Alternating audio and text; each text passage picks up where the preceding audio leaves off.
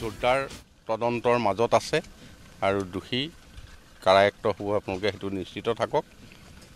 দুদিন আগপিছ কাৰণ পলাতক অৱস্থাত আছে আমি যিখিনি গম পাইছোঁ, গতিকে আমি আশা কৰিছোঁ যে ইয়াৰ উচিত বিচাৰ হ'ব আৰু ৰাইজে প্ৰতিবাদ যিটো কৰিছে, ৰাইজ জাগ্ৰত হৈছে, মই তাক আদৰণি জনাইছোঁ। গতিকে ইয়াৰ পিছত এটা এটাকৈ ড্ৰাগছৰ ব্যৱসায়ীও হওক, অন্য ধৰণৰ ষড়যন্ত্ৰকাৰী হওক, সকলোৱে অকল এই কেছত জড়িত বুলি ভাবিব নালাগে, বাকী সকলেও উপযুক্ত শাস্তি পাব। একাধিক্ৰমে দেখিবলৈ পোৱা গৈছে যে স্প্ৰেগঙৰ পৰা আৰম্ভ কৰি ধিংবাসীয়ে কিন্তু বহু দিনৰ পৰা তেওঁলোকে ইয়াক লৈ পেলাই কৈছিলে। আৰক্ষীৰ লগত এই বিষয়ে আপোনালোকৰ কিবা হেৰি হৈছে নেকি?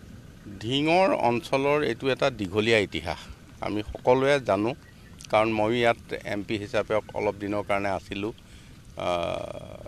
ইয়াত যথেষ্টখিনি অপকৰ্ম হৈ থাকে, ধিঙেই হওক, মৈৰাবাৰীয়ে হওক, যি অঞ্চলকেইটা এইখিনি অঞ্চলত।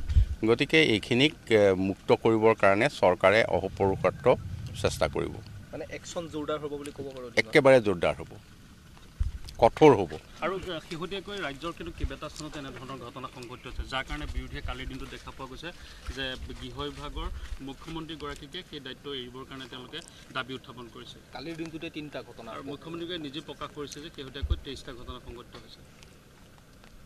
চৰকাৰৰ স্পষ্টবাদিতাটো মই মুখ্যমন্ত্ৰীক আদৰণি জনাইছোঁ, কাৰণ চৰকাৰে কোনো কথা লুকুৱাবলৈ নাই বিচৰা, স্পষ্টভাৱে কৈছে আৰু তাৰ বিৰুদ্ধে ব্যৱস্থা ল'বলৈও কঠোৰভাৱে চৰকাৰ দৃঢ় প্ৰতিজ্ঞ।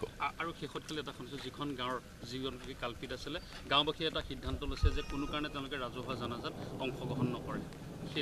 সেইটো এখন সমাজৰ কথা, সমাজে লোৱা সিদ্ধান্ত, আৰু সমাজে আমিও আগতে দেখিছোঁ, আমাৰ সমাজৰ মাজত যদি কাৰোবাৰ কেতিয়াবা অপকৰ্ম থাকে, সমাজে কাৰোবাক এঘৰীয়া কৰে।